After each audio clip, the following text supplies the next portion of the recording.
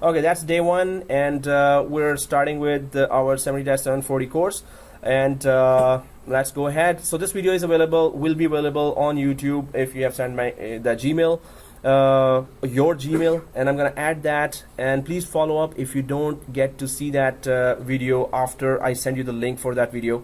So let's just go ahead and try to discuss what we need to. What topics are we going to be covering in this course? As I said, it's a bit tougher than 7410, which was the first course of MCSA 2012. This is the first course of MCSA 2016, which has a combination of very most important topics that system administrators need to know. And we're going to be doing in-depth labs of those, and we're going to try to understand first and then do each and every step that is necessary to understand that technology, right?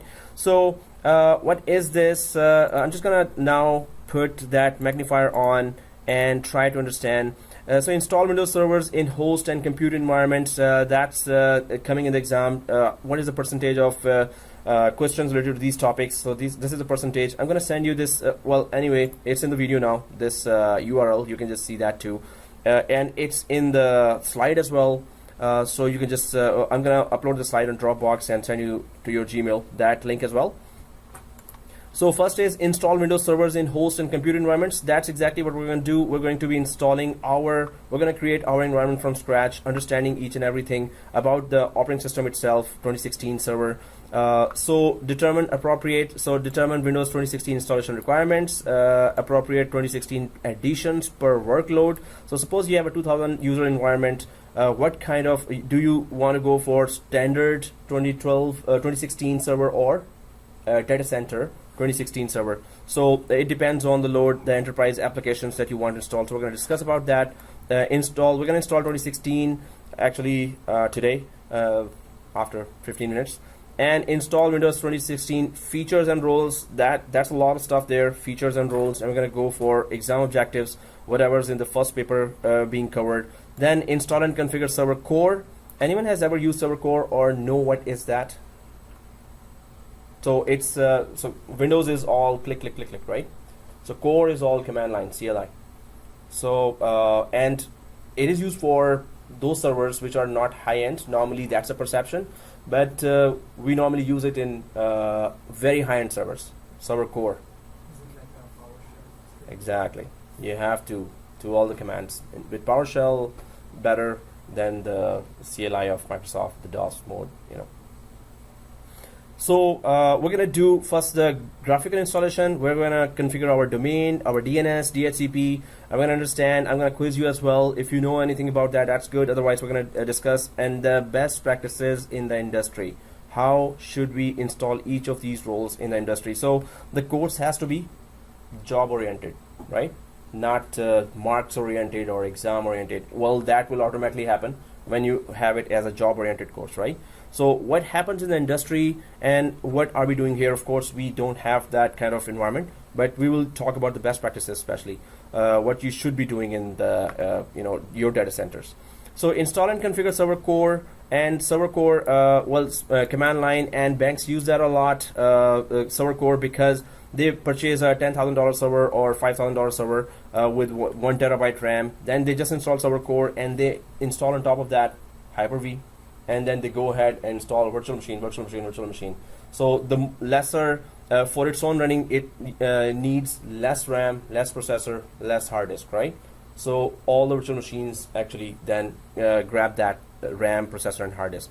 So that's why server core is very popular among big organizations. Then what are the other, how do we actually go ahead and install that? Microsoft has made it very easy, but we're going to go through the lab and we're going to understand each and every step of that. The command line as well as the menu-based configuration of a server core.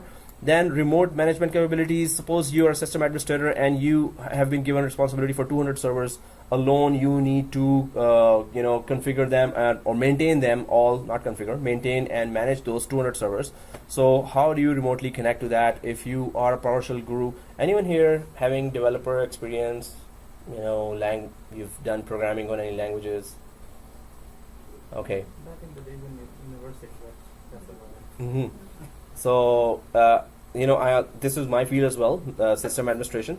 So I also don't have any developer background, but we have to learn minimum amount of PowerShell because there are many ready-made scripts out there.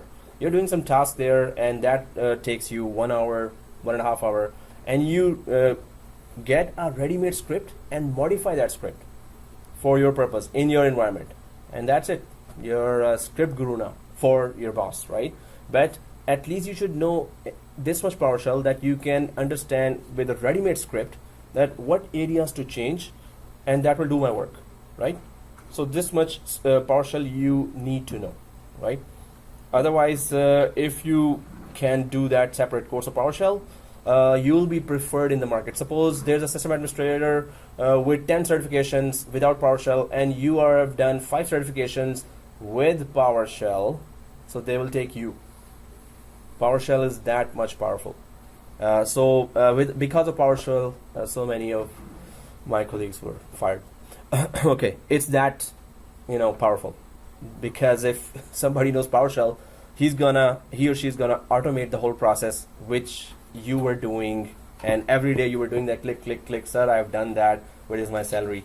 So the other guy just created a script for that and you're out. Company saved the money, you're the hero, and you were the cause of firing of so many of your colleagues. So PowerShell is very, very powerful, and better you be that PowerShell guru than somebody else. Okay, so that's a very important message. Anyway, implement Windows PowerShell desired state. So I had to learn PowerShell because I was seeing my colleagues getting fired. So I had to understand this much, that I could modify already created scripts, and there are millions of scripts out there. So in the bank, surviving 5 years, and the first year their colleagues were being fired. So because of the 3 or 4 PowerShell guys. We had to all learn PowerShell ourselves. So if you need resources, just email me. I need resources for PowerShell. There's a book for PowerShell that I used to read when I was going for Subway and just read, and that's PowerShell for Dummies. So it explains PowerShell very easily, PowerShell for Dummies. If you go for Google PowerShell for beginners, you will have so many resources. And if you want video training for that, I have those, just bring your external drive and I'll copy that for you.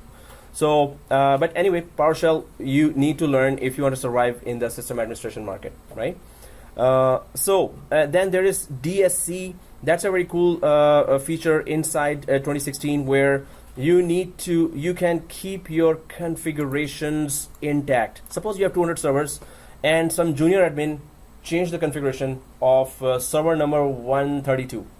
And this DSC, what it does is it checks every 15 minutes the configuration of all 200 servers, or every 20 minutes, or every 30 minutes. And then if it finds anything changed, it puts it back to where the configuration was. So it maintains your configuration no matter what happens to those servers, unless you have a very good reason to change those configurations from the standard compliant company rules. So DSC, or desired state configuration, maintains your configurations throughout the environment. If anyone changes by mistake or just wanted to change, it's going to just put it back to what it was. So that's very, very important, right? So again, it is handled by PowerShell. So PowerShell you really need to learn. Don't panic about that. Oh, I'm not a programmer, I cannot learn scripting. No, you can just read the first 4 chapters or 5 chapters of PowerShell for Dummies. You're good. And if you're lazy like me and you're not a good reader like me, so don't go for the rest of the 20 chapters. But if you go for at least first 10 chapters, you're better than me, right? At least better than some others as well, like many others who don't want to read like me. Okay, anyway, so let's just go ahead. Perform upgrades, migrations of servers and core workloads from 2008, 2012, 2016. Okay guys, realistically speaking, when you go to the market in next 6 months, you're seeing 2008 server environments, you're seeing 2012 based environments. 2016 is coming, it's coming fast, but not all environments will have 2016. You will be facing server 2008 and server 2012. So those who are joining for 2016, I am already offering them my classes for 2012. They don't have to do the previous courses, right? You must know 2012 it's better to know 2012. But once you cover 2016 material, and when you're covering 2012, you will see, hey, what's the difference here? Where's the difference here? Apart from some main features and roles, which are 6 or 7, other than that, I can say that 70% is exactly the same in 2012 and 2016. But 30% you have to know that these are new features and very cool features, and those features will attract enterprises to go from 2012 to 2016. So they will be expecting you to know how to migrate and upgrade from 2008 to 2012 environments to 2016. So we're going to be doing that. So we're going to install 2008, we're going to install 2012, and then we're going to introduce 2016, and then we're going to migrate the environment, the whole forest and Active Directory from 2008 to 2016. And then we're going to properly demote 2008 and 2012 one by one. So you will see all the steps involved there. Those will be a lot of steps, but once you go through the whole lab, you will be like, okay, now I know what to do. And nothing is easy, so don't take it easy. You just have to be working really hard and just be prepared to give your 200%. You'll be fine. Okay, easier said, but students are doing that. Other courses, they are working harder than that, and they're really proving their mettle. So okay, let's see. So determine the appropriate activation model for server installation, such as automatic virtual machine activation, AVMA, key management services, KMS, and Active Directory based activation. So how many types of activations are there, and how we can manage those licenses? Suppose you have a server called KMS, and that there you download all the licenses. Suppose you have enterprise applications there, operating systems, server-side operating systems and client-side operating systems. So there would be one server. So as soon as you install an application without putting a license inside, it should come on the network, look for a KMS, and get a license from there, right? So how to implement that KMS? Well, I will try to get that lab, but we need to understand what are the license models there and how they differ from each other. This is a new thing, NanoServer, that was not introduced, that was not in 2012, and this is something that we have to understand. It is really small, server that could be doing jobs for very specific features. You can implement there, put it in a way, maybe you just load it on the RAM and it just does it work. And just like some of the Linux flavors, you can just put it in USB stick and then connect to your server, and Linux just starts, and then you can just work out of that. So NanoServer has many users, but this is newly introduced in 2016, and they're making a lot of changes in it. So latest news is not that good, but we need to understand for exam objectives, what is NanoServer, why do we use that, and why we need a very small server core. Already is command line. NanoServer is totally feature based, very specific feature based. Server core, you can install multiple features, a lot of roles, a lot of roles and features, but NanoServer, very specific features. So what's the main purpose of that? And if your company is about to migrate to 2016, you need to know what is NanoServer. Then that's what I was saying. This in MCSA 2012, deployment of images over the network was the topic of second course in MCSA 2012, which is topic of the first course now in 2016. So we're going to be deploying our images over the network to empty or bare metal servers, and then we're going to try to learn how to do that with WDS and all the other features, and what are the industry best practices for that. Plan for Linux and FreeBSD deployments, that's new as well. Microsoft used to have nothing to do with these guys, but now Linux is so much in reality here that we have to see, and we have to install Linux, we have to install FreeBSD, that's also Linux flavor. So how do we do those deployments, and how we create the images? And we don't have to go in depth with Linux, but how to install, at least we need to know that, right? Okay, so then a lot about storage here, how the storage really is going to be managed in Microsoft. So we're going to have now terabytes of disks, right? Huge amount of disks, and a lot of number of disks here, and logical unit numbers coming from SAN. So you will learn how to do configure disks and volumes. So configure GUID partitioning table, GPT. So we're going to try to understand that the new the new file system, the older one was NTFS, and new is resilient file system, or REFS. So what is the difference between these two? how do we create shared folders and how do we share files in Microsoft and Linux networks. You're gonna see a lot of Microsoft Linux, Microsoft Linux, Microsoft course. But in the environment, in the industry, now you will see we need Linux expert, Microsoft experts, Linux experts. Oh, you know Microsoft? Yes. You know Active Directory? Yes. You know Linux as well? And some people like, seriously? You want Linux? Hey, I'm an expert in Microsoft. No, we want Linux and Microsoft. So this is going too much now in the market. You need to know some of Linux as well. So we're going to test those Linux areas here according to the exam objectives. Then server storage. Then all the concepts we will try to, normally I try to introduce labs for all the concepts, but wherever there is no lab available, we're going to at least understand what are these and how they're different from the other storage concepts there. Data deduplication, very important, was not in 2012, it should have been. It was in 2008 MCSA, but now again introduced. Deduplication, very important, it saves your disk space. So suppose we normally do that a lot, that we create some files today and we put it in a disk. Then after 3 weeks we saw those files, oh, that's important, and we totally forgot that we saved it already on that disk, and we save it again by creating a new folder and we save it again. After 2-3 months, oh, these are very important files, we totally forgot that we copied that 2 times before in the same disk in different folders. Now you have 3 copies of the same file, and we just thought that that's the first time we're doing that. So deduplication, when you enable that, it goes for all exact copies. It deletes, suppose there are 3, it deletes 2 of them and put the shortcuts of those 2 files and put that shortcut to the 1 remaining file there. So if there are 3 exact copies, it will delete 2 of them and then it will keep 1 only.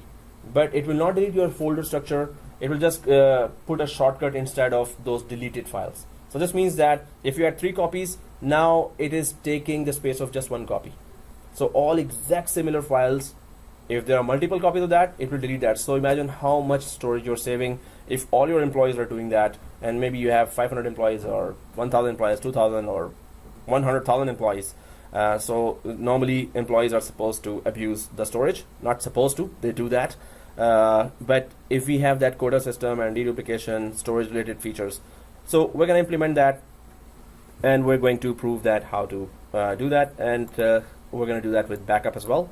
So then, about storage, how to run that, what type of storage Microsoft is offering. Then we come down to one of the most important topics is HyperV, because companies are saving huge amount of money by implementing virtualization, right? So you don't need a hardware server when you have a virtual server, right? So if you can implement 4 virtual machines in 1 hardware server, so you don't have to buy 4 hardware servers there. So that's like $2,000 per server up to $6,000, $7,000 or $10,000 per server you're saving for the company. So virtualization is very, very important. Either you go deep down. So we're going to be going inside HyperV. We're going to check all those features there.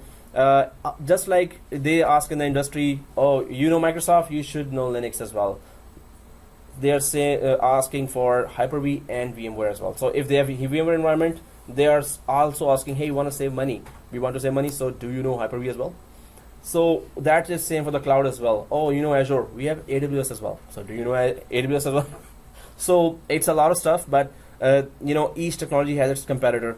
So HyperV, its biggest competitor is VMware ESXi server, right? So either you do a course of HyperV separately, or you go for VMware just to understand virtualization in depth, because that's what cloud is all about as well. It's all virtualized as well.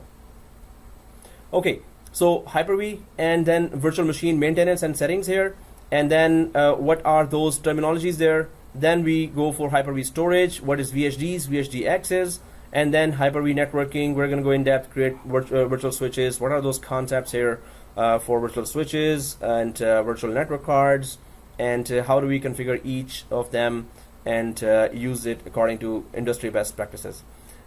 Now there's another new feature called containers. Now this is implemented. Anyone having experience with Linux already? Linux, Unix? Command line, yeah. So you've used Linux before or Unix?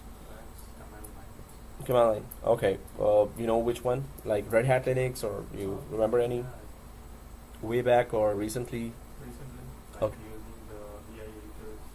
Oh, different okay. editors, then Cool. using graph, copies, The whole folder structure and how the files are worked. running the Okay. scripts. Cool. Nice. Good. Good. So containers is a totally new feature, just like NanoServer is a new feature that is not in MCS 2012. Containers are a totally new feature as well. So the concept here is that you can have one application having its own container. This application is running, suppose you are installing MySQL here. Now MySQL, if you install in Windows, okay, you go ahead and install that SQL Server, right? Then you start try to install Microsoft SQL Server, right? So MySQL, maybe it is open source, right? Microsoft SQL Server is proprietary. Oracle SQL Server. Now you want to install these three in one operating system. Now that's a bad idea. But if you have containers, so container, what does it do? It gives each application its own environment. While you could not install these three different applications in one operating system, because their files will conflict with each other. So it will detect, the second installation will detect, oh, I see MySQL files here. Sorry, I will overwrite that. You don't want that. Hey, I want to use MySQL as well, and Oracle SQL as well, and Microsoft SQL as well. So then have three containers. Each application has its own environment. Within, on top of HyperV, you can create one container for MySQL, one container for Oracle SQL, one container for Microsoft SQL.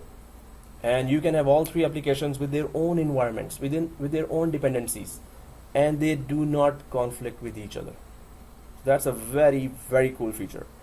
So introduced here in 2016, you really need to know, because now in cloud, Azure Cloud, AWS Cloud, they both have this container as well. So you need to know containers and Dockers. So we're gonna know that, but the main idea I've given you now. So we're gonna do all the labs there for that, and PowerShell commands related to that. It's not a very big lab, but the concept is very cool, and you really need to know that. So implement high availability. That's where your job stability comes. If you know high availability, you have job stability. Oh, hey, Brian's right. Oh, okay. Anyway, so implement high availability and disaster recovery. That's where you are a system administrator. You're a seasoned system administrator if you're doing this, right? So implement HyperV replica. Implement live migration. Anyone knows what's a live migration? So two HyperV machines are there, and there's one HyperV hosts, actually physical servers, and there's one virtual machine on top. This virtual machine is a file server, and there are 200 end users connected to that file server. They are using their files, right? And you see that physical server HyperV is really showing degraded performance, memory, and this is going down. So you decide at once, oh, there's another HyperV physical server that has 128 GB memory, and this first HyperV server is just 32 GB memory. So that really is very less memory. So you decide that 200 users are connected to that virtual machine, and you migrate that machine over the LAN to the other HyperV like this.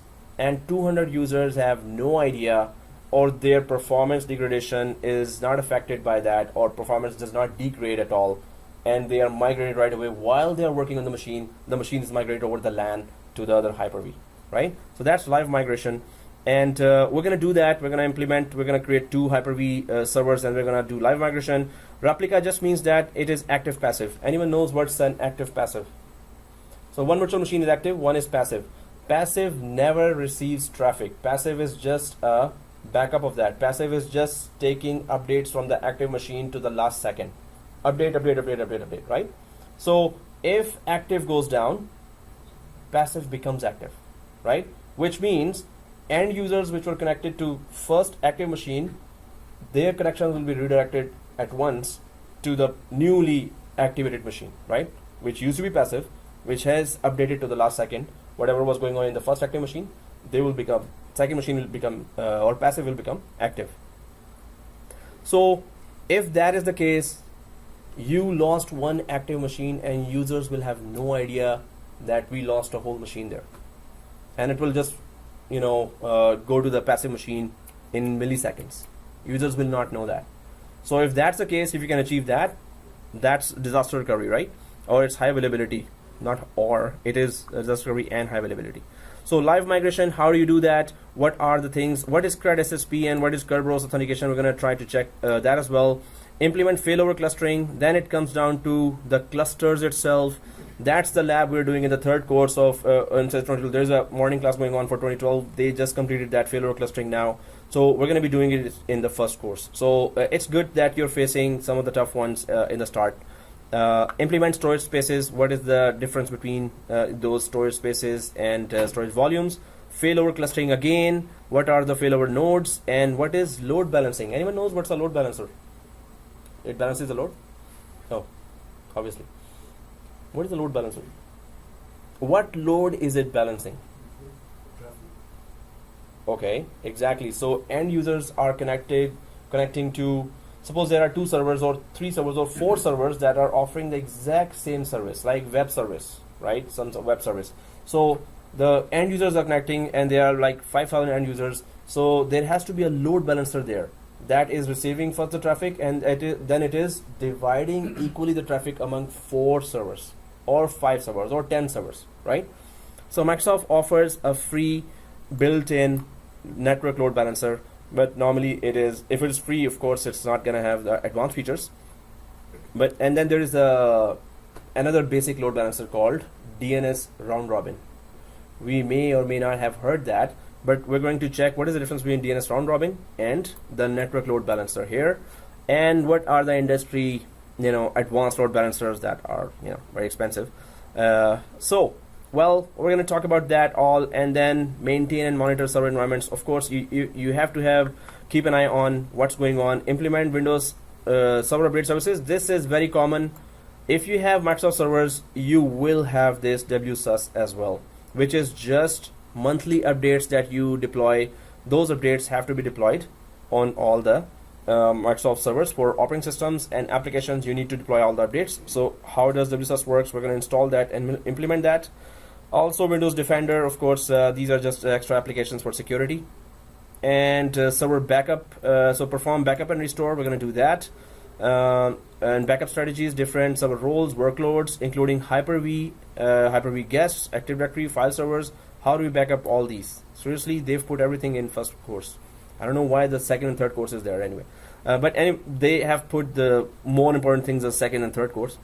Monitor servers installation. So first we're going to install WSUS, and then we're going to do backup and restore of Active Directory as well. So we're going to crash or delete stuff, and then we're going to recover. We'll try to see how to restore that from built-in backup facility, and then monitor, and what are the monitoring applications there, and how to use resource monitor and all the other built-in monitoring applications. So that's just a brief look into all the topics that are in the first course. Again, you just have to make up your mind. I'm going to get a good hardware.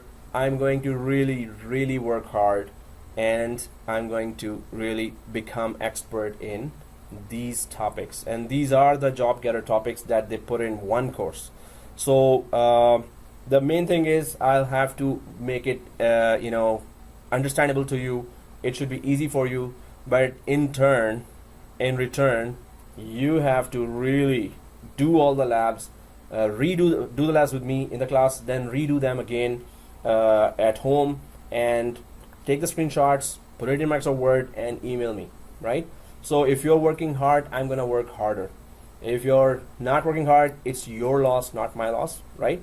So the thing is that we have to work together. We really have to work hard, and the way I'm gonna do that is by demo. So we're gonna do the whole lab. We're gonna start creating the whole lab now, because it's evening and people have been coming from work, and there've been a lot of yawns in the class. So let's get active now. And if you need a break of 5 minutes, 10 minutes, that's the time.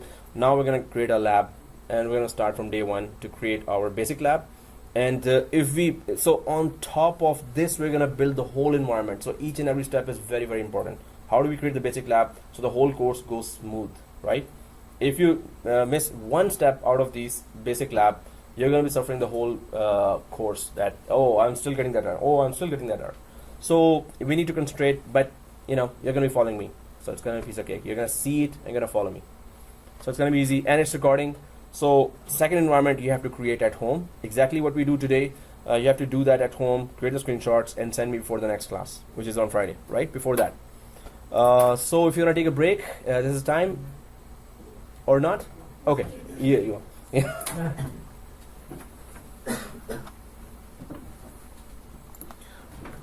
Pause it. Right. So guys, resuming now, and we're back from the break. And so what is our plan here? We need to make sure that we have our basic lab created with the best practices. And he's not outside, right? Okay. Okay. And we have to lock the door, right? Yes. It's secure. Yeah. And he has no number of anyone here. So if he's out, he's just out now. Okay. So okay guys, let's just go ahead. What is our plan? We need to create a basic lab here. We're going to create one virtual machine. We're going to be installing Windows 2016 first and last time here, because why I'm saying last time, well, you can install as many times at home, but you're going to know how to install that. 2016, not a big deal. We install our OS's client or server anyway, so we know what to do here. But we're going to go for best practices. What are we doing now here is creating a template machine. So Windows 2016 and template machine. We're going to be creating a template machine here. What is the purpose of that? So we will have this as a master image. We will do 8 modifications in it, which will help us go through the course smooth. Okay. So those 8 modifications will help us. If you miss any one of the modifications, you might stop the whole class, or you will say, hey sir, it's not working for me. So please, we have to implement all those 8. And then once we do that, because it's a master image, we're going to be creating clones out of that. The only purpose of a template machine is to create configured clones, so we could add those virtual machines quickly to our current network environment, right? To our current network environment. So when we're going to be needing virtual machines with the passage of time, we might need a new virtual machine for some roles, and some roles we're going to mess up so much that we need to delete those virtual machines. After mess up just means that we're going to learn so much, but it's always a good idea to have, for some roles, you need to have new virtual machines. Now in production environment, what happens is that, of course, if you have file server, smaller companies would go for file server, print server in one machine, and maybe antivirus server also in one physical server, virtual server. But normally it's a best practice that file server has to be on one virtual machine or one physical machine, and a print server a separate one virtual machine. So every server and server that is giving services to hundreds of users or thousands of users has to be on a one dedicated machine there, right? So because of that, but we cannot achieve that because although we have 32 GB RAM, 4 machines, when we start, you will see that it's going to really start slowing down. Not really, but it's going to start slowing down, right? So it's better to have new machines created. So we're going to follow this best practice for our course, and then we're going to try to check what are the industry best practices for that. So we will do 8 modifications in it, which will help us go through the course smooth. In the end, we will run sysprep, if you have heard that before, sysprep, and shut down this template VM forever. The only purpose of a template virtual machine is to keep on creating configured clones, right?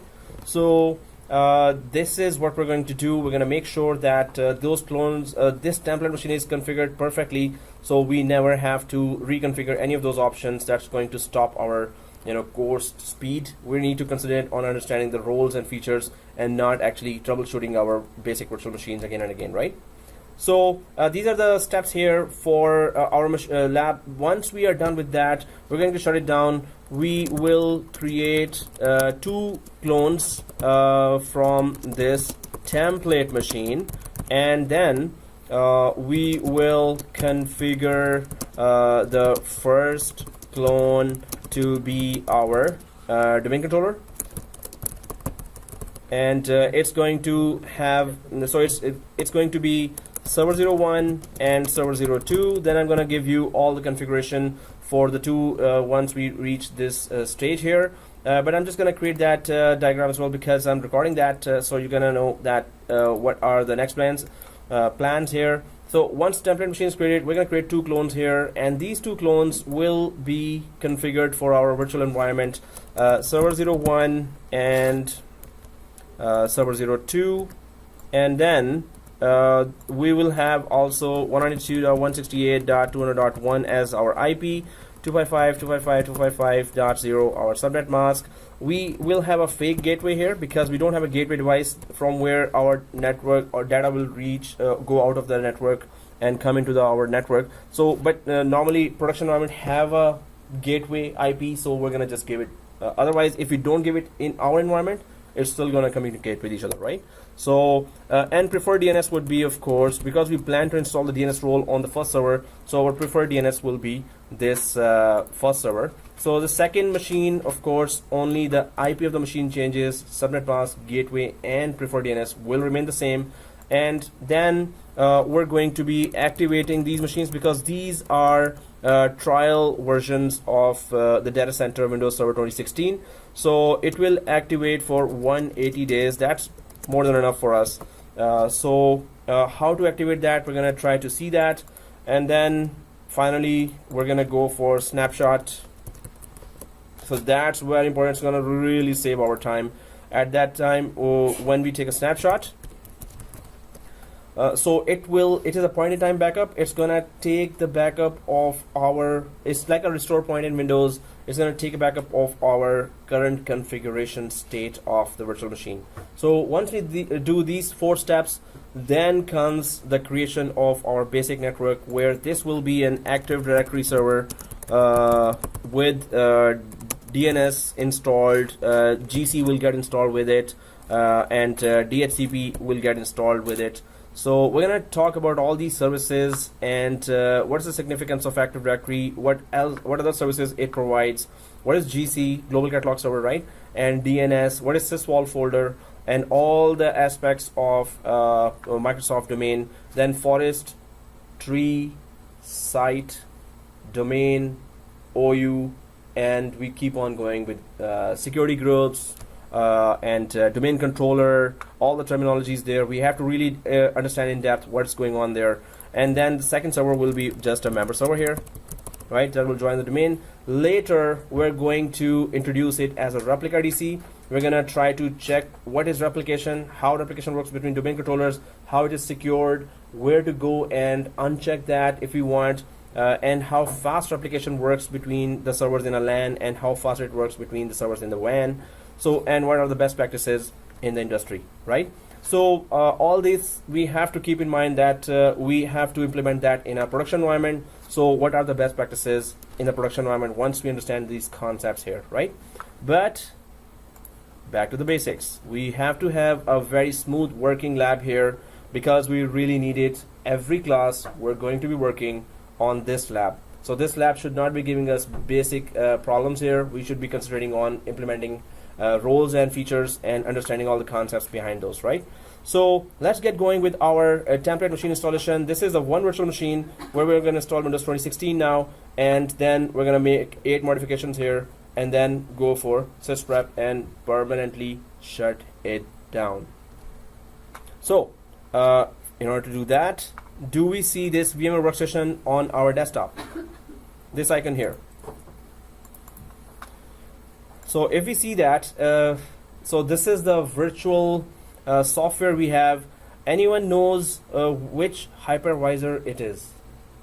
Is it hypervisor 1 or is it hypervisor 2? In other words, let's rephrase, what is hypervisor, why are we using that, and it is significant, is very, very important inside your production environment that we understand what is hypervisor. So hypervisor is a small software code. It gets, so first of all, its purpose, right? So its only purpose is it's only purpose is to host virtual machines. So it's not an operating system. It's just hosts virtual machine. On top of it, you put virtual machines. That's all you do with it, right? So there are two types here: hypervisor 1 and hypervisor 2. And you're gonna see it in every company. Hypervisor 1 and hypervisor 2. Hypervisor 1 installs directly on the hardware. Hypervisor 2 installs on top of an operating system. So hypervisor itself is just a small software. It's a small software that hosts virtual machines, VMs, and gets and uses very less memory. That's the main thing about it. Processor / HDD for its own working. So the virtual machines could have that, these critical resources for themselves.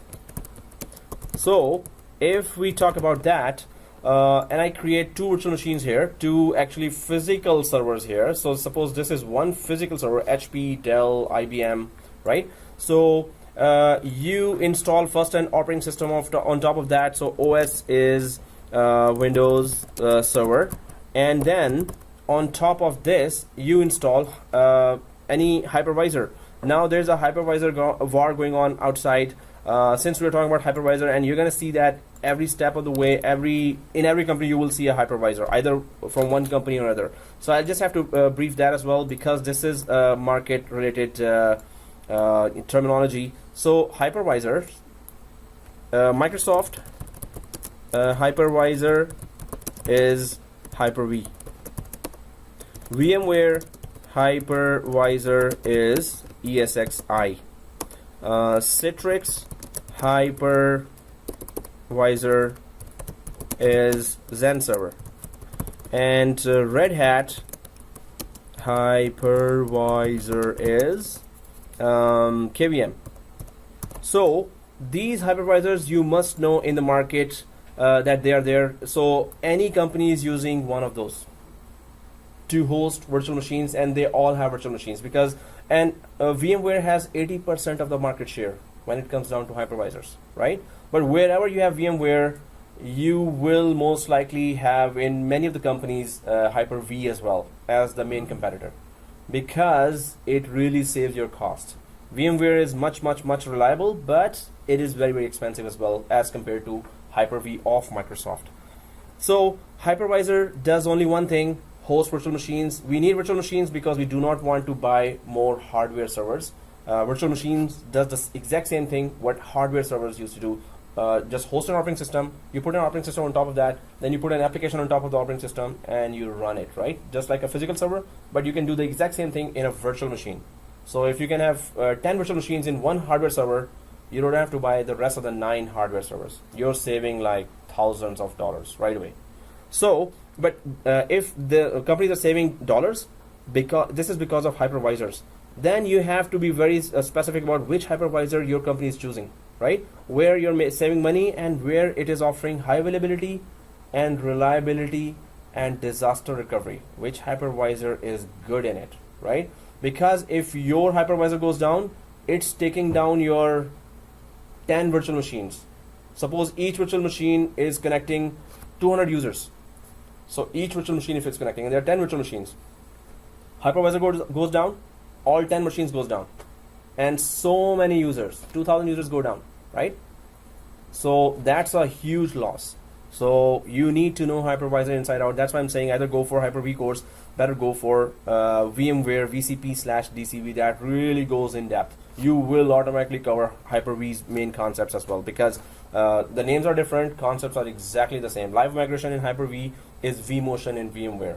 Hyper-V Replica in Hyper-V is VMware replication service in VMware. But when we compare, VMware has a lot more options when you learn that, you will be able to cover both hypervisors, which is Hyper-V from Microsoft and ESXi from VMware. So you have to know that comparison, because majority of the companies will have both, or any one of them is there, right? So what we're talking about Hypervisor 1 is Hypervisor 1 gets installed directly on the hardware, right? While Hypervisor 2 gets installed on a operating system. So Hypervisor 1 is directly on a hardware, and then you start putting virtual machines on top of it. 1, 2, 3, 4. So suppose you have 1 terabyte of RAM, go ahead with 20 virtual machines, 50 virtual machines. You have 32 GB of RAM, go for 5 virtual machines, right? Not more than that. 32 is too less.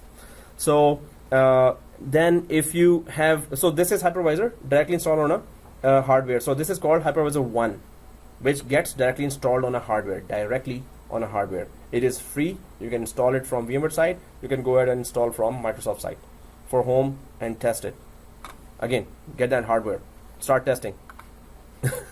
Reminder.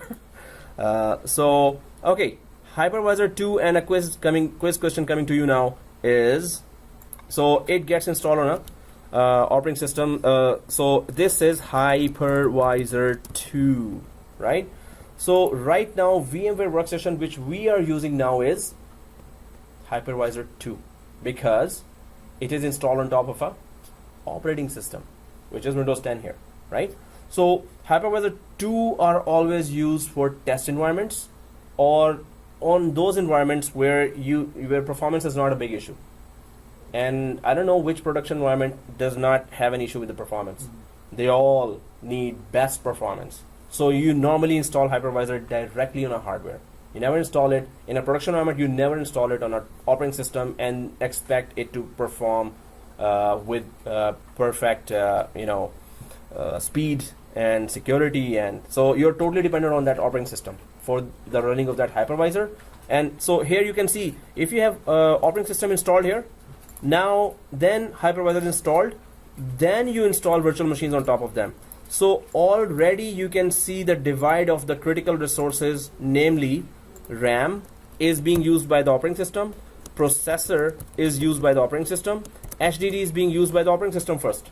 It will gather some of that RAM memory, which is very critically should be available for the virtual machines. So first operating system takes it, then the hypervisor takes it, although it is less, but it does take it. Then each virtual machine will also have its portion of the RAM, its portion of the processor, and its portion of the HDD. So why do you have then operating system inside when you really are using this for the virtual machine? So that's why we go for, professionally we go for Hypervisor 1 here. And then you choose between the industry giants, top one is this, ESXi, then second one is Hyper-V, then, NanoServer, KVM, there are many others. There's one more, Nutanix. It's very, very, and then there is also, well, there are two more. Anyway, so there are many more competitors that are really increasing the market, but these are the main hypervisors. So we are testing right now our environment in Hypervisor 2, which is VMware Workstation from VMware. Later, we're going to be installing Hypervisor 2 for Microsoft as well. Microsoft's Hypervisor 1 is called Hyper-V. Microsoft's Hypervisor 2 is called Hyper-V. Same. And VMware Hypervisor 1 is called ESXi. VMware 2 hypervisor called VMware Workstation, which we are using now, right? So Hyper-V, there will be confusion. So if you have installed that, you have to know it is Hypervisor 1 or 2. Hypervisor 1 is professional grade. Hypervisor 2 is for testing environment, or it will not give you performance as expected in the production environment, right? So we have to understand all this, because in the industry, when the interviewers are asking you for a scenario, oh, we have a hypervisor here, and we have this, and we have that, and how do we increase the performance? So at once, the whole map should be in your mind. And in fact, you can ask, is it Hypervisor 1 or 2? So interviewer will be like, oh, okay. So anyway, but the thing is that you can cross question, and that will impress the interviewer as well. Okay, he knows what he's talking about. Okay, so anyway, we are using Hypervisor 2 now. Hypervisor 1s are used in a professional environment. Hypervisor 2 are being used in the test environment. So let's go ahead and open our Hypervisor 2, which is VMware Workstation, right? So open that VMware Workstation here. It is a test environment. That's why we're using that. ESXi, the VMware that, so never compare VMware Workstation with ESXi. So VMware Workstation is a drop in the ocean.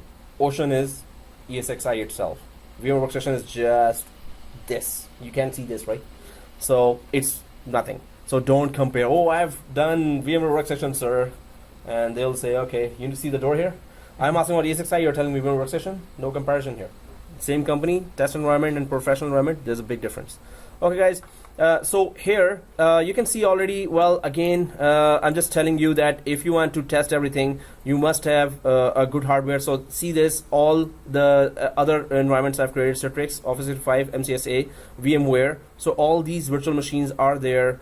And any one time, I need 4 machines or 3 machines or 2 machines. So of course, you need at least minimum 500 GB SSD, 64 GB RAM or 32 GB RAM, and i7 quad-core processor. If these 3 are there, also don't go for Asus, right? If you drop from here, this height, it's gonna break actually. Okay, others will break too, but others will break less, right? So, so what kind of reason did I give just? If you drop anything from here, it's gonna break. No, the Lenovo does not break. Okay, anyway, so yeah, let's just go for, guys, home button here. Everyone sees the home button? Yep. Okay, so do we see create a new virtual machine?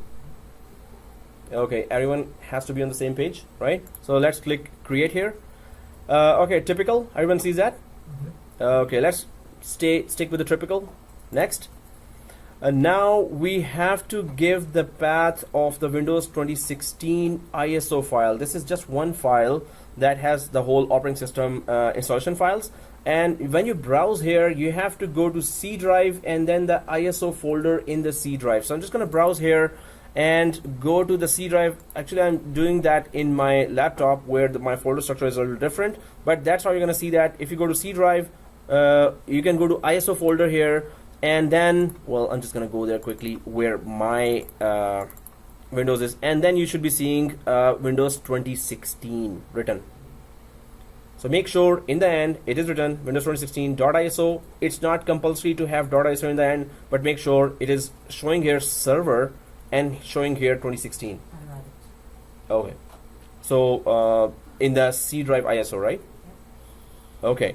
So everyone got it? So because I'm gonna visit your machines now one by one. So you don't have it? Yeah, 2016 in the end. So did we all expand this? See this? Did we all expand like this? Expand like this? I have only 2 over here. VMware Vim setup and the VMware. Oh. VM C drive ISO, right? Okay, guys. So if we all got it, oh yeah, right. Yeah, I didn't have the ISO on Windows IO. Manipulated IOs. Okay, ISO. Oh. Okay, was done. So yeah, I'll just put it in my USB and give you. Or I could grab it from the teacher machine. 192.10.21 and so everyone got it? Alright, anyone didn't get it? Please let me know. Those who did not get it. Oh, there's 2016 here. So I'll just copy that down here to the C drive ISO. Is that a good idea? Oh, still on 11 Mbps. MB per second. Well, 9 minutes, yeah. I think it's gonna go fast. Yeah. That's all right. Yeah, it's going to not say that it is detected. Yeah, 2016. So even if it says didn't detect, it's okay. Yeah, you got it. Cool. You got it? Cool. Got it. And so you got it. Cool. And you have it, right? Cool. You have it too. And how much? 4 minutes. 9 minutes. Oh, still 9 minutes. Oh, it's computer 9 minutes. By that time. Oh, seriously, where's my USB? Anyone else have a USB? External. Oh, I think I got it. Oh, just so you know, all this also gets recorded. Sometimes you have to just forward that in the YouTube. And so once we are resuming here, I'm just selecting this 2016, double clicking that, and yeah, so it's going to show you that it did not detect anything. This one could not detect which operating system is in this disk image, right?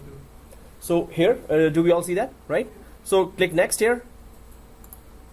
And now, of course, let's just click the Microsoft Windows, and it is not Windows 7. So what happens here is that whichever edition we choose here, whichever Windows we choose here, it's going to load the universal drivers for that. Universal drivers for network, for RAM, well, for all the other network cards, display card, hard disk. So universal drivers for that are loaded. So I'm just going to select the Windows Server 2016. Everyone has selected that? Yep. 2016 here, right? So if it is selected, let me know if anyone was not able to select. So next, right? And here, so guys, since these are public machines, so let's just put their template written there, and your first name and the course name 70-740, and that's it. No more and. Okay, so template. So we would know that this is template. Suppose you want to copy that for home, so at least you will know this is your machine. So put template, then your first name and the course name here, 70-740. Guys, do not change this path. Do not change this path. This is a guarantee that because these are public machines, there are so many other courses going on right now. So others, if you change this path, others will be able to access your machine. If you don't change this path, it will be protected because they will log in from their account. Their account cannot access the data of this account, right? So we will just keep this path here. Okay, guys, let's only see this. Let's only select C drive. You know why? We have C drive as HDD and D or E drive as SSD. So in some computers it is the D drive, in some computers it is the E drive. Yeah, it's strange. But how do we know that? So we're going to keep this screen here. We're going to keep this screen here and go down to the yellow folder or the file explorer here and just check which is ours. So if I open here and go to the left side, I can see that D or and SSD is written. For some it will be E SSD written there. For some it will be D SSD written here, right? So everyone tries to know that you have E SSD or D SSD, right? So you got D, right? And you got D or E? You got E. E. So SSD, right? Yeah. Is it D? E. Okay. And finish? E. E. E. D. Okay. And yours? Okay. Yeah. E. Okay. Good. So let's go back. Only change the C to whichever yours is. Do not touch the whole path. This is a guarantee that other user accounts, when they log in from their accounts, they cannot access this folder structure. This is protected, right? So if you have put your correct drive, do not copy me, just check your drive letter, right? So if this is done and you've put the name there, let's click next. Let's go ahead. How many minutes? 3.5. Okay, that could be 5 minutes, but yeah. So let's click next here, and we're understanding everything, right? Okay, cool. So guys, here, question to you is, if there's, we have desktops here, laptops here, right? So your desktop or laptop has physical disk has 50 GB free space left only, suppose, and I'm putting here 100 GB. I want a virtual disk for this virtual machine, 100 GB. While physical disk here on your desktops or my laptop suppose is 50 GB. Is that a good idea to put 100 here or not? Okay, so if your physical disk has 50 GB free space left, and where I'm putting here virtual machine 100 GB, I want my virtual machine to have 100 GB disk, while your machine, physical machine here has 50 GB free space left.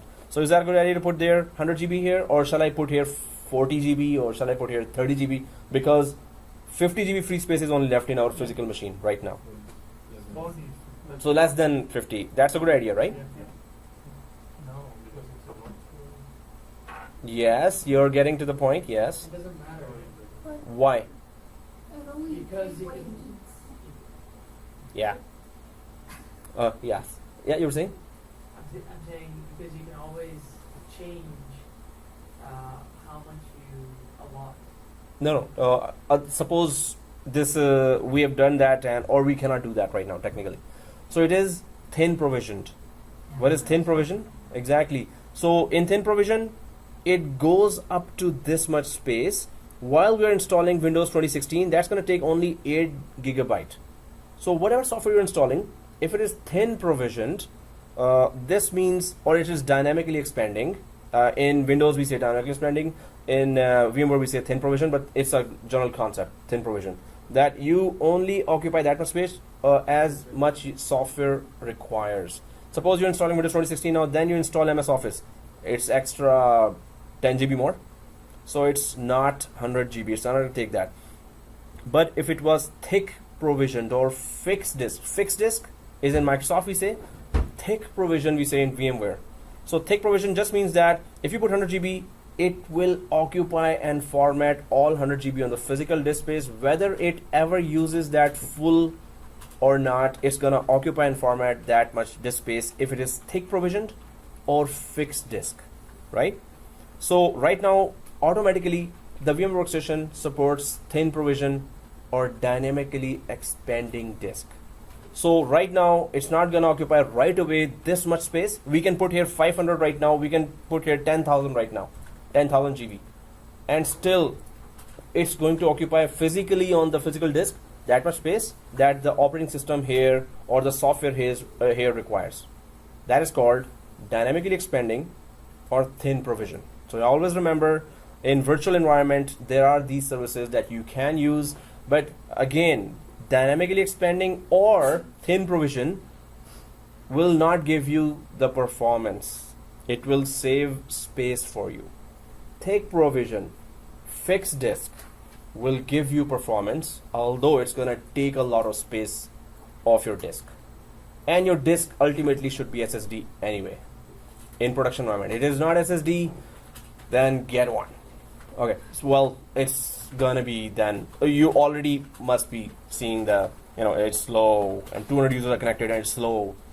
500 users are connected, it's slow. So change all the disks to SSD, ASAP. Okay, mine is done. Cool. However, So, it is actually detecting server 2016. Oh. Getting the message. Hey, that's good. Nothing is detected.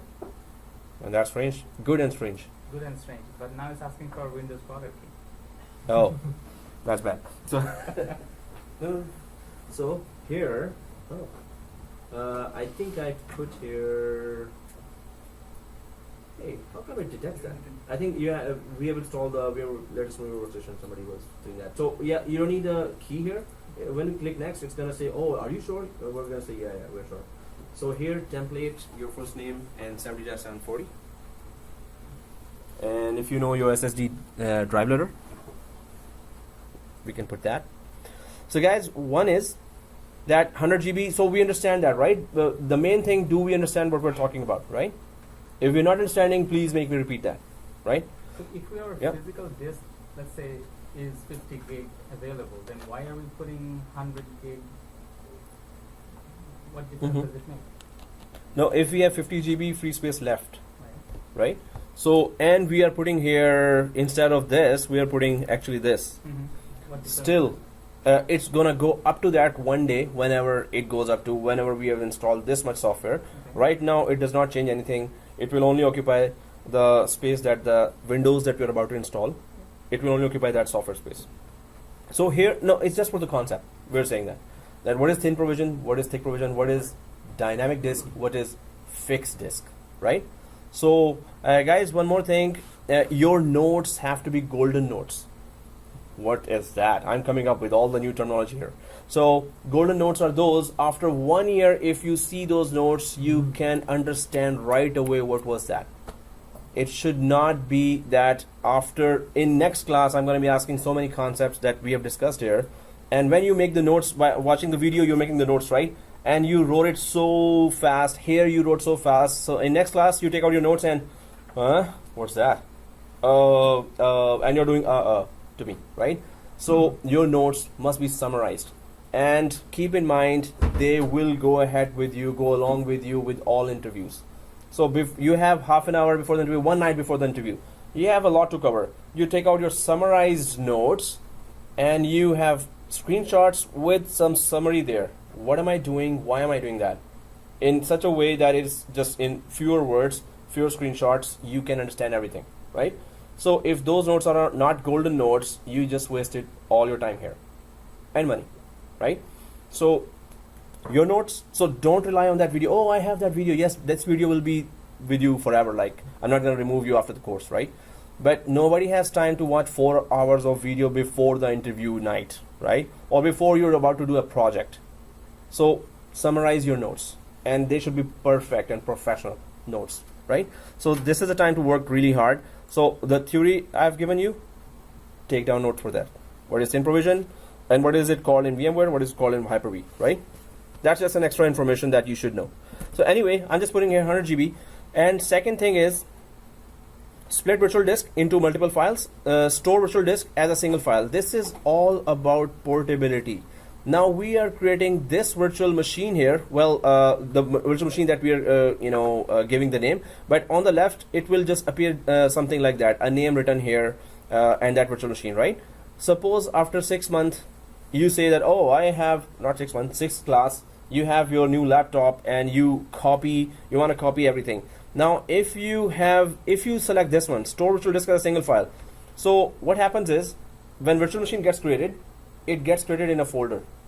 Now in that folder, it will grow. So we're going to keep on working. We're going to install Active Directory, DNS, DHCP. It's going to keep on growing. So maybe it reaches up to 20 GB, 30 GB, 40 GB file, 80 GB file. So if it is an 80 GB single file and you want to copy it over the network, a huge file of 80 GB, sometimes the data can drop, right? Sometimes the packets can drop. So you might not be successful in copying that virtual machine over the network or on the USB disk. It's going to take time. But if you select this option, it will divide that virtual machine into 4 GB sets of files. So one 4 GB file will be created. If the machine is growing, it will just create, once it reaches 4 GB, it will create another 4 GB file, then another 4 GB file, then another 4 GB file. So suppose it reaches 80 GB like that. So you can copy chunks of those 4 GB files and then copy next chunk of 4 GB files in the same folder, from the same folder to the same folder. So copying multiple files will be easy. So this is a multiple files option, and copying one big single file to any other location would be difficult. That's the only thing we need to understand. It's your choice what you want to choose. I'm going for split virtual disk, but main thing, did we understand what is that, right? If we understand, we can go ahead, right? We do, right? Okay. So it is this. That means everything, both. So please make me repeat that, huh? Okay, good. So multiple files is that it's one big file will be divided into smaller files, or single file is that it's going to become just one file that will just keep on growing. When you copy that file, it's going to be difficult to copy that over the network. And multiple files here will be easier to copy. One big file will be not easy to copy, right? Specifically, we can just take down the notes from the video as well, but definitely whatever you're taking down here is also very, very important. So I'm going to stick to split virtual disk into multiple files and click next. Now here, one more thing, guys, rule of thumb. If I haven't clicked it, please don't click it. Rule of thumb. And some of us were going to learn it the hard way. How hard way? So suppose there's a Windows about to install. He's gonna go next. Oh yeah. And while on every page I'm doing customizations. I am choosing different options. Everything that is not default, and you chose all the defaults and went ahead with the installation, you have to delete the whole operating system, then wait for the video to upload, and at home you're going to do that and come back here and do that again. So instead, better if I haven't clicked it, sometimes I'm about to say, when I say, okay, let's go ahead and click finish, and at once I say, oh, did everyone click finish? So those who are already done it, while I hadn't done it, will also be like, okay, hey, you said to click finish. So please, if I haven't clicked it, don't click it. Because I can customize, I might want to tell you some industry best practices as well, right? Here in a production environment, don't do this. Here in a production environment, do this, don't do this, right? So I could tell that. Anyway, let's click customize. I hope nobody had clicked finish here. Uh-oh, there's someone smiling. No, nobody, right? Okay. So I did not click finish, so I hope nobody clicked finish here, right? Because we need to click customize. It's all about customization. It's all about learning all those options, right? So otherwise, click next finish takes 2 minutes. It's a lab is finished, but then what did we learn? Okay, customize our hardware here. Click here, that. Okay, our desktop machines here are 32 GB RAM. So we can easily give 4 GB per virtual machine, because totally we're going to be using, ultimately we're going to be using for failover cluster 4 separate virtual machines, but throughout the course, mostly we're going to be using 2 virtual machines. So we can safely give it at least 4 GB. At home, suppose you have a laptop or a desktop with 16 GB, then stay with 2 GB, although you can still put 4 GB there as well. But the calculation of your hardware resources should be in your mind. That's what I want you to know, right? So if you're giving this, if 32 GB RAM is there, like in our desktops, so go for 8 GB even for 2 virtual machines, or at least 4 GB. Don't go for 8 GB, because when we need 4 virtual machines, then we're going to be in trouble. Although we can change at that time as well. So first of all, I'm just upgrading it to 4 GB. Second thing, my laptop is actually 24 GB, not 32 GB. It can be 32 GB, I'm just too lazy. Anyway, so then second thing is processor. We're not going to go for cores here, but we're going to go for 2 processors here.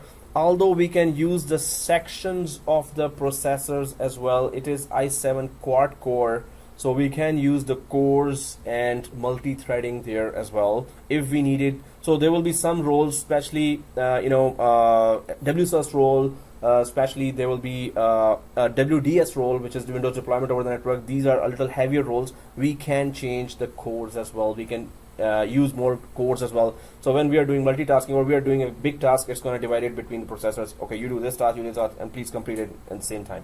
So it is going to do a lot of multitasking, right? But we're going to stick to just 2 processors here for now. Okay, do we see CD DVD here? Well, yeah, we need that, so we don't make any change here. Network adapter, that's where we need to be very, very careful.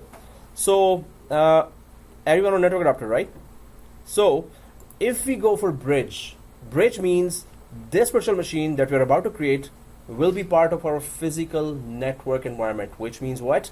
If you click bridge to this machine and Windows is installed, you can ping it from a machine, physical machine on across the lab, on the other lab. So it will be part of our physical environment. So this is required when this virtual machine needs to be on the physical network and end users are going to connect to it, right? In our environment, we do not want that, because we're going to be installing DHCP as well. So when we all have DHCP and we are bridged, so all the outside machines will get DHCP IP from our local DHCP machines, right? So instead of getting IP from the Net Plus DSL router, right? So that's why we don't want our virtual machines to be on the physical Net Plus network here. We want it to be on the private network, right? So we're not going to go for bridge, but we understand the concept here, right?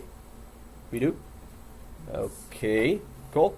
NAT, we must have heard that a lot. So true or false, we use NAT every day at home, in the office, at McDonald's. True or false?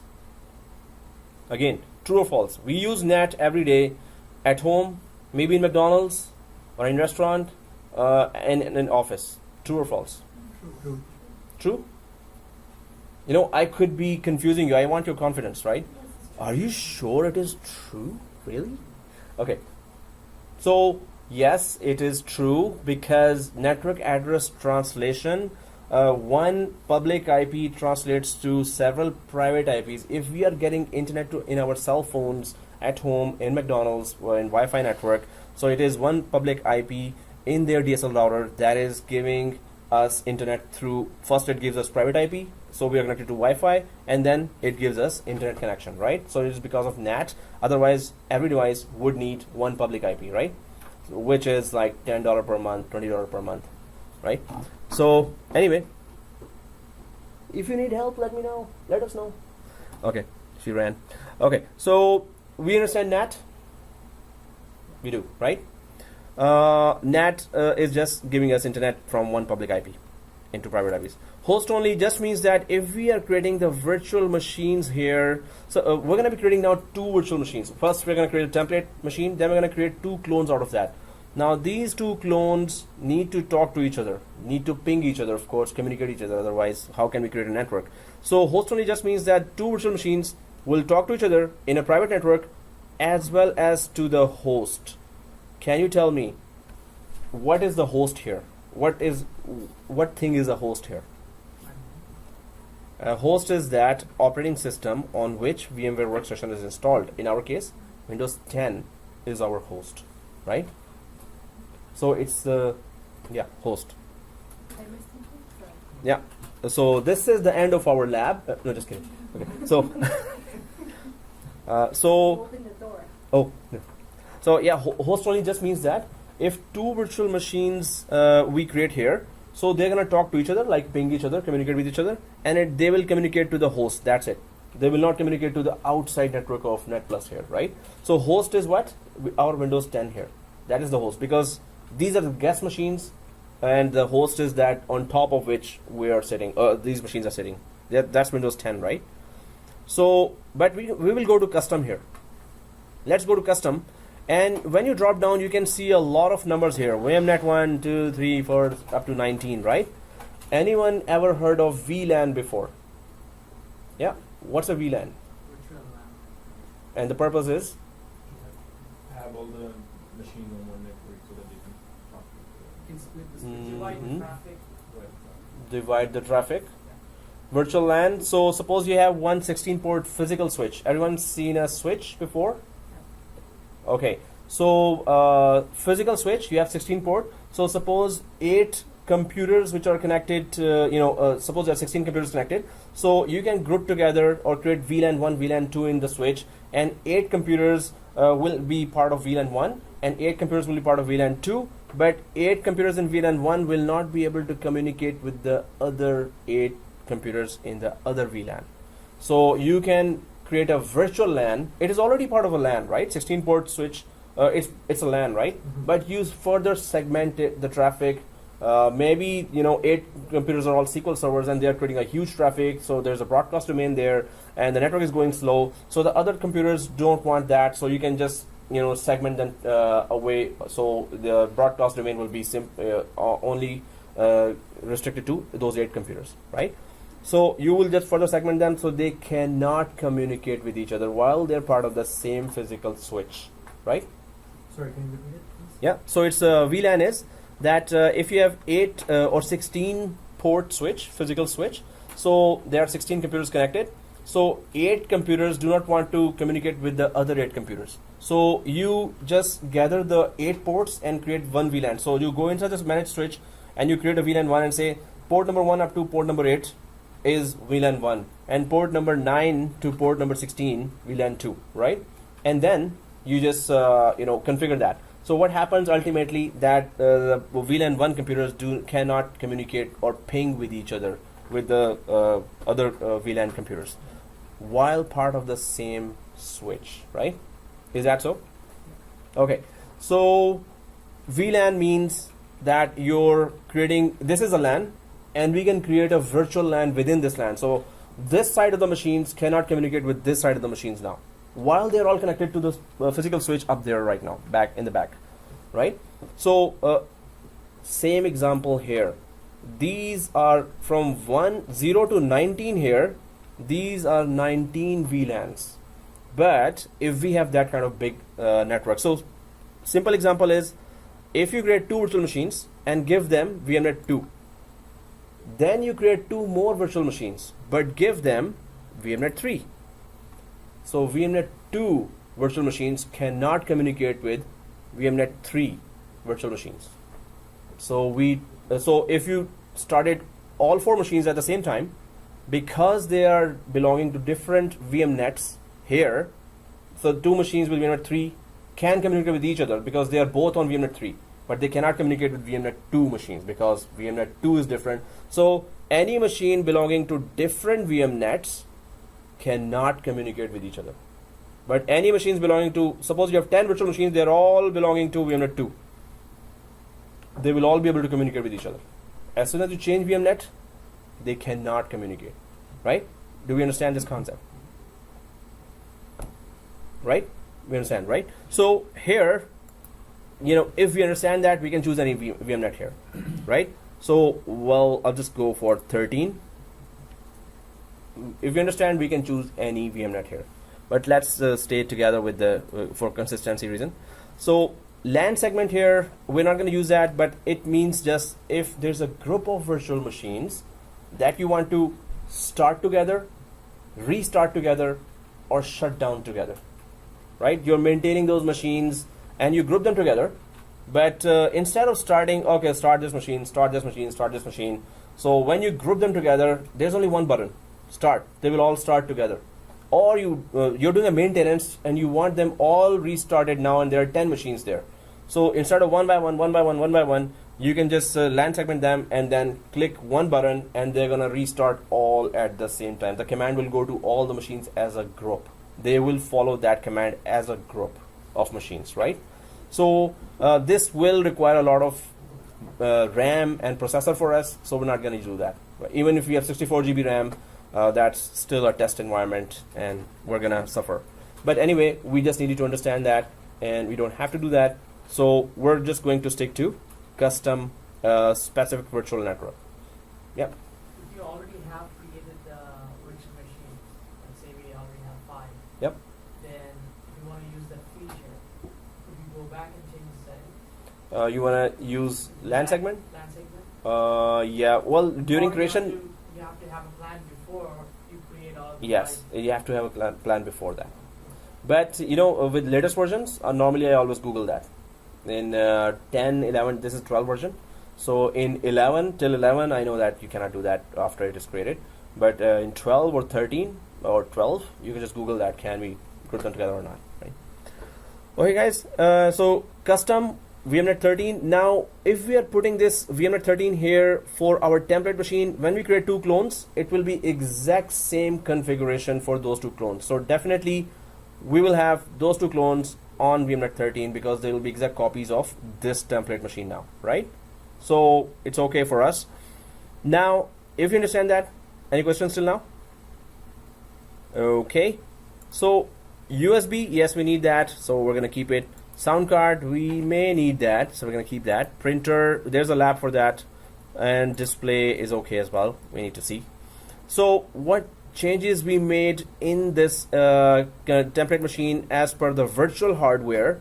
Again, virtual hardware. Virtual hardware just means it's not physical. So it's not a physical RAM, it's a virtual RAM. It's not a physical processor, it's a virtual processor. So virtual hardware. So 4 GB RAM, 2 processors, and VMnet 13, these are the only changes we made. So everyone did that, right? Mine's showing 3.7 GB of memory. Oh yeah, so you can just grab the scale here. 4096, yeah. Cool. Yep.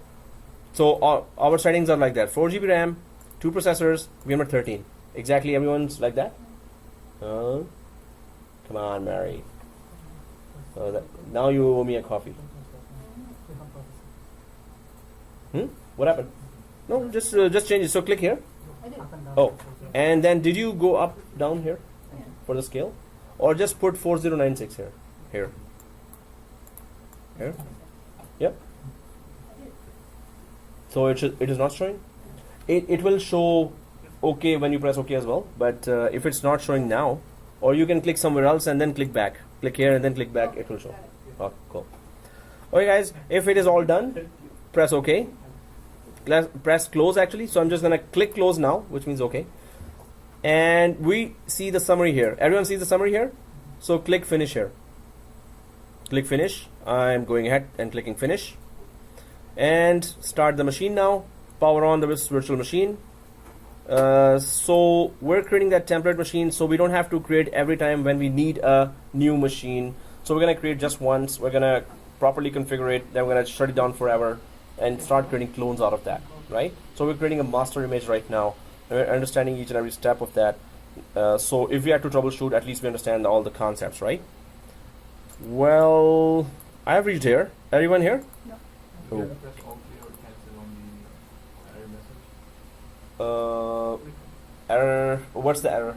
Maybe it's just a message, not an error. So do you see a checkbox there, do not show? If you see a checkbox, just click the do not show and press OK.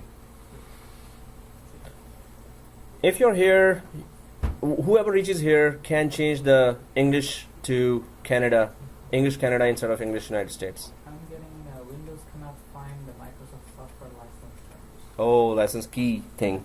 So this might come to everyone who's implementing at home. So what happens is that it's going to show that you don't have the valid key. It's going to show that. There's a workaround for that. I'm just going to press OK here. Well, I'm going to send those tabs anyway to everyone. So I'm just going to shut down. And then right click settings. I'm going to not put it in the path here. I'll just put it under detect. Press OK and start. And it's not going to find the operating system because I removed it from the DVD.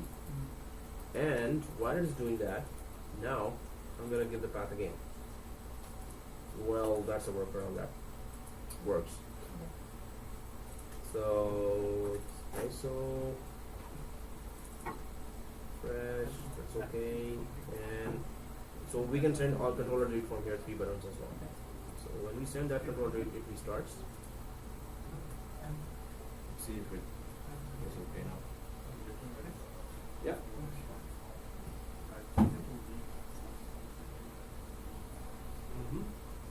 The operating system smartphone? And that type, right? So did you give the path for the operating system? Oh, it is not that. Now it should be that.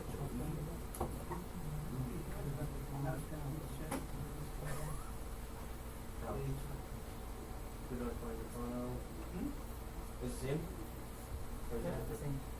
Oh, okay.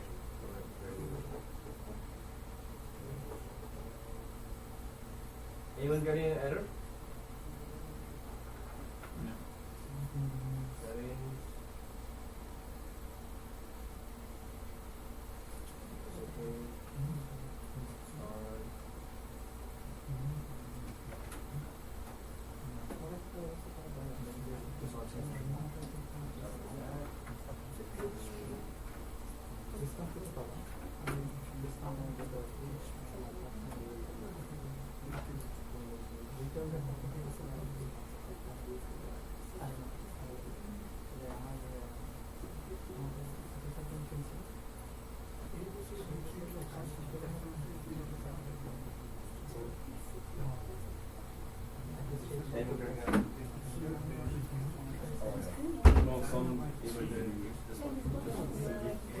Start.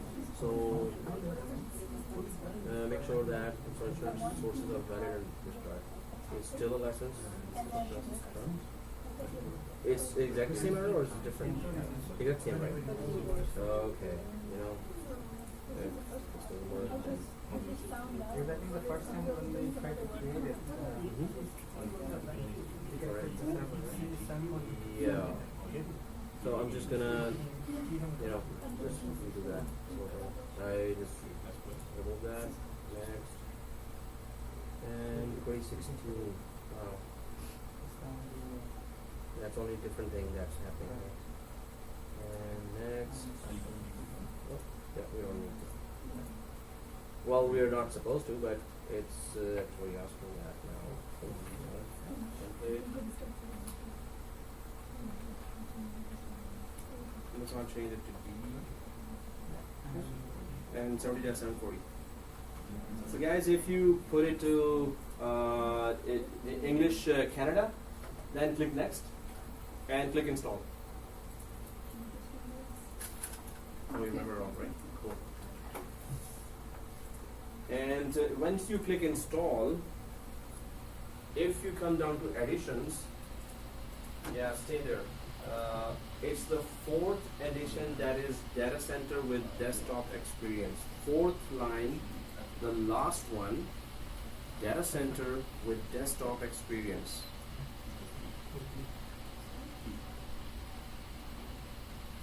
Fourth line with data center desktop experience. If it says desktop experience, it is a graphical interface. If it does not say desktop experience, then it is command line. So we have used fourth one. Data center desktop experience, the 4th one. If it does not say desktop experience, this means it's a command line. You have to remember the commands, PowerShell commands to do that. Ouch. Okay, this ISO is not good.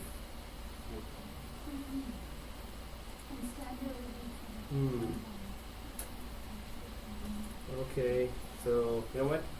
Before Friday, I'll just copy my machine from here to here, which is working fine. But if you're understanding everything, right?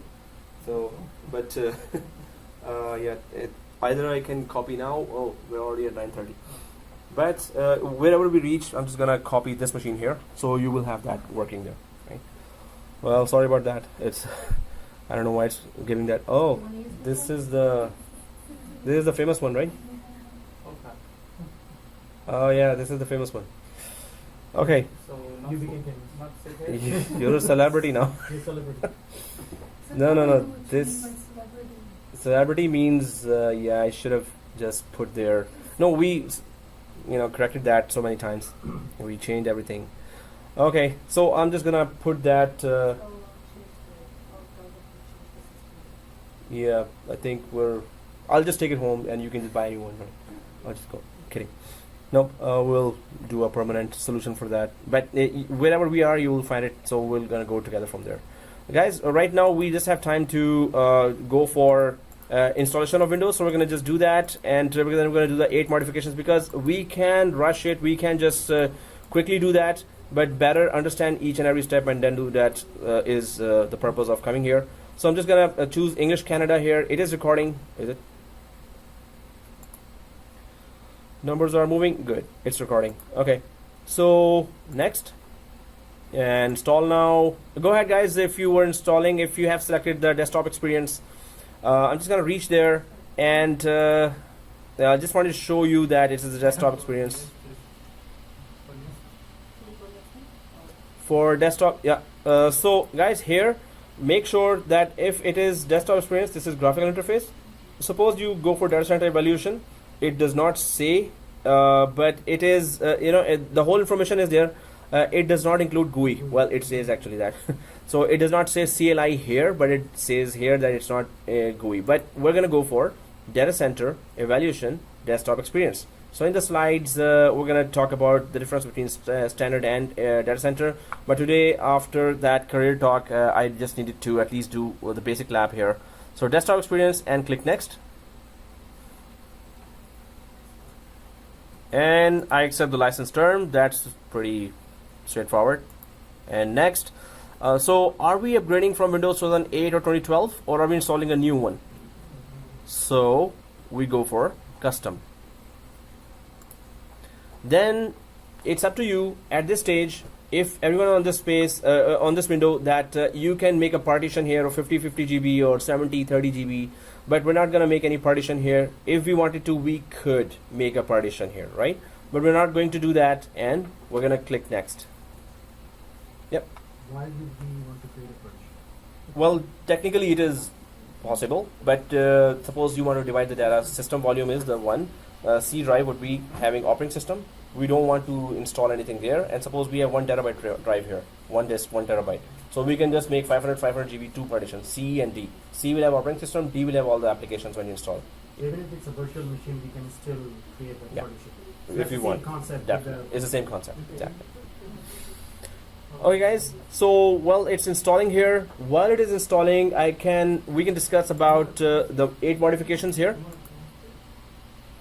And the 8 modifications, we're going to just discuss that because we need to reach that credentials of Windows, and then we're going to shut it down because it's 9:30 nearly.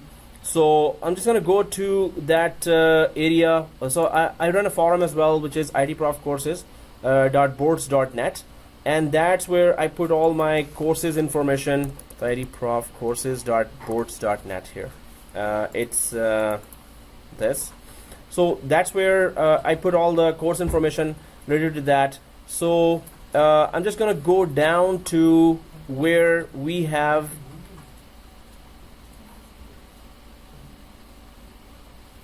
how to prepare your lab. It's way down, but well, I'm just showing there. It's way down how to prepare your lab, because we have to do it at the start of every course. So I have put down all the steps there. I've also put that how to do it with PowerShell, the whole steps, what we're doing.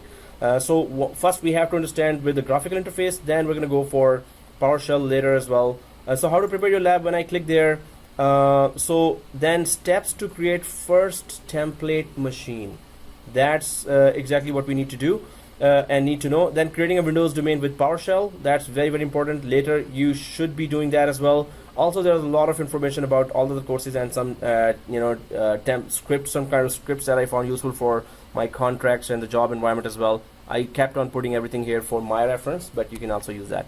So steps to create a first template machine. When I click there, so all the main steps that we needed to do are here. And the steps for creating template machine, we went for creating a first virtual machine. Now there are these 8 modifications that we need to do that will make sure that our course goes very smooth, right?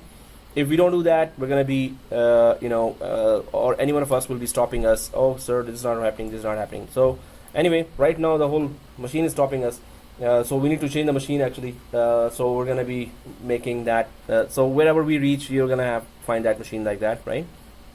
Okay, so VMware tools, very, very important in a production environment. For virtual production environment, that if it's a VMware network, you need to install its tools here. Same for our HyperV environment as well. So we're going to install, once the operating system is installed, we're going to install VMware tools. What it does is it enables advanced options and features inside the virtual machine, as well as it makes it very user friendly. Second thing is firewalls. Firewall, we're going to turn off the firewall, but that is our environment. In a production environment, it's a company policy. Some companies say that, or they follow that, and even banks follow that operating system level firewalls should be off. Some banks follow that, and some do not. They say no, operating system level firewall should be on, and then you have to add all the exceptions, ports, DNS port 53, telnet port. What's the telnet port? What is the FTP port? Okay, I forgot. And okay, FTP port 21. Come on. 25. And what is SMTP? That's outgoing. SMTP is 25. Okay. SMTP 25. Anyway, all those ports, and what is Active Directory directory services directory lookup port? That is 3389. What is remote desktop port? 389. Right? So we need to know these daily usage ports, right? And there are a lot more. But you have to add the exceptions. In the exceptions, all these ports, if this kind of traffic is passing by between your servers. And when you're troubleshooting, first thing you do is turn off firewall if it is on, right? So some companies have better perimeter security. They have IPS, intrusion prevention systems, IDS, intrusion detection systems, and McAfee or Microsoft BitLocker for encryption. All drives are encrypted already. So they have end-to-end solutions already there, so they do not enable firewalls there. So according to the company policy, we keep the firewall on or we keep the firewall off. But don't say that in the review, oh, my teacher actually told me to turn off the firewall, so I'm going to turn off your firewall as well. So yeah, that's a very bad idea, yeah. Okay, so anyway, company compliance policies, you follow that, but you should be showing yourself as very, very security conscious and recommend that firewall should be on, and we should go for exceptions. Then the interviewer will say, okay, now we actually follow with the firewall off policy. So you say, okay, I'll follow the policy. That's it. So anyway, we're going to turn off our firewalls. If you want to turn off with PowerShell, this is the command here as well. Time zone, of course, the time has to be correct. If your domain controller time is wrong or different than your client time, your enterprise applications, the client applications, will also start giving you errors. Some of the applications will not connect if the time is wrong between the domain controller and the client machines, right? So the time is very, very important. Shared folder here, this is just a feature of VMware Workstation virtual machine itself, where you can copy a big software or small software back and forth between a physical machine and a virtual machine. You can copy back and forth software between physical machine, our desktop, and the virtual machine. So we're going to do that. We're going to test that. We're going to prove that it works. Internet Explorer security, we're going to turn it off because we need to concentrate on understanding some of the concepts and labs where you will be, it will be involved, Internet Explorer will be involved, right? But it's going to keep on giving us message, are you sure it's a correct site? Are you sure it's a safe site? We don't want those messages. But in production environment, we keep it on unless the company policy says, no, we're okay with turning it off. You keep it on. It's very important security measure for browsers, but we're going to turn it off because we need to concentrate on understanding the concepts and not seeing those errors again and again, or browser warnings. Are you sure? Are you sure? Unlocking the screen just means that if you are using your computer for more than 10 minutes, it's going to lock you out. We don't want that. So we're going to just unlock it forever, right? In production environment, keep it locked. So lock your servers when you are, or your laptops when you're leaving, right? And of course then the sysprep. The only purpose of sysprep is it's going to make every clone as a unique machine over the network. So clone is what? An exact copy of your master image, and we do not want exact copy. So there is a thing called SID, security identifier, or SID.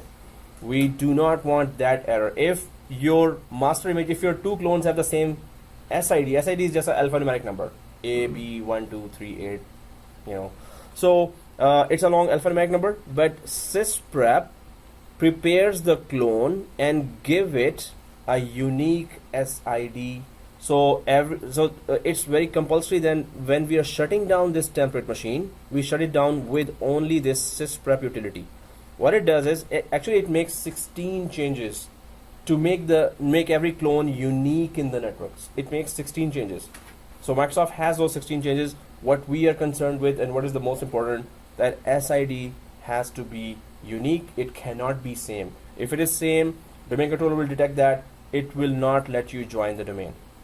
And one or two of us, I don't know how, but we get SID error when you're about to join a machine to a domain. In that case, you have to run sysprep on each virtual machine, and you have to start your template machine or master image, and you have to shut it down with sysprep. I'm going to show you the whole way, and I'm going to tell you again what are the precautions.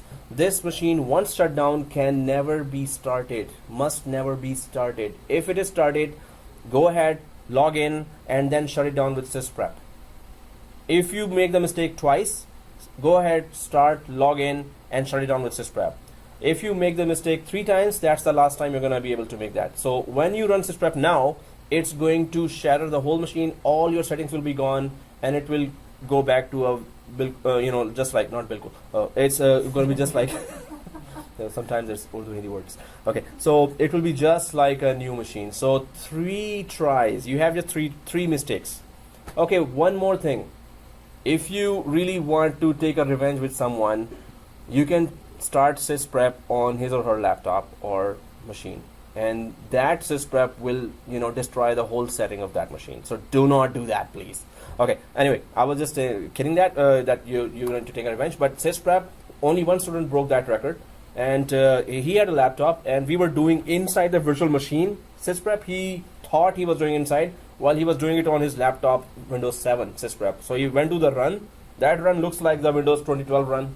So he ran sysprep, and all his applications were destroyed. He could not open anything. When he restarted, the Windows also crashed. So sysprep is very dangerous. Make sure you're running inside the virtual machine, not outside. Okay. Yikes. Okay, guys. So hopefully, I've just explained all these options. We're going to be doing it that one by one on our operating system. But where are we in terms of? I think everyone's installation is done, right? Which is so, guys. In order to put the password, so if you're on this screen, everyone on this screen. Yes. So we have a class password here, and that class password we're going to use everywhere, and that is small ABC, capital ABC, shift 1, 2, 3. So always make a habit of remembering and putting different passwords. In a production environment, normally you have to maintain 10 or 15 or 20 different passwords, right? So this is just one of them, different password. But what I'm saying is, please, wherever it asks for a password, just give class password. This one, wherever it's asking in our test environment. Why? If you give different password, please remember it. If you lock out yourself, the only way out is reinstall the whole lab again. Good luck with that, right? So don't forget the password, or just stick to one kind of configuration so we can all have consistency and we can troubleshoot it better. So in production environment, of course, you don't follow one password policy. You always have different passwords for different enterprise applications and devices. And we always save it in a very secure place when you have different difficult passwords, like Twitter or Facebook, right? Just kidding. Okay. Okay. So we don't save it especially there, but definitely we won't be able to forget. Okay, guys. So if you put the class password here, we got the class password, right? Small ABC, capital ABC, shift 1, 2, 3. Keep pressing shift 1, 2, 3. So wherever it asks, and there will be many places it will ask for a password. So always just give this one, right? Okay, you're done, right? So here I'm just gonna go for this small ABC, capital ABC, shift 1, 2, 3. Small ABC, capital ABC, shift 1, 2, 3, and just go ahead, click finish. Click finish, guys. After you've given that password successfully, and we want to send Control Alt Delete to this screen, right? So do not go for the keyboard keys here. Go for these 3 white buttons here. These ones. These 3 white buttons here. Everyone sees that? So click that. Send Control Alt Delete here. This is the local administrator account that is always there with every Windows operating system. And once we install Active Directory inside, it's going to become the domain administrator account as well. So we're just going to log in from here once, and then we shut down. Same password? Yeah. So the password we just give that password, log in.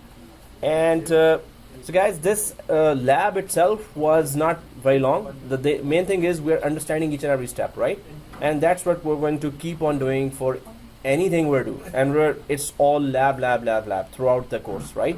So we always do it and understand it. So there will be necessary theory with that, and all the reference you will have on the Google. Just Google that concept as well. And but the main thing is it's going to be purely hands-on, totally hands-on. But we understand, and then we go ahead. Next finish is not the main purpose of this course. It's understanding, and the next most important thing is next finish. How do you do that? That's the second important thing, not the first important thing. So anyone can follow YouTube and do that, right?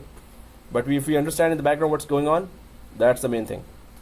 So till now, whatever we talked, we understood everything, right? There is nothing left that we did not understand, right? So next class, it's gonna get a little more tougher, because each and every page, whatever are the options, we're gonna discuss that.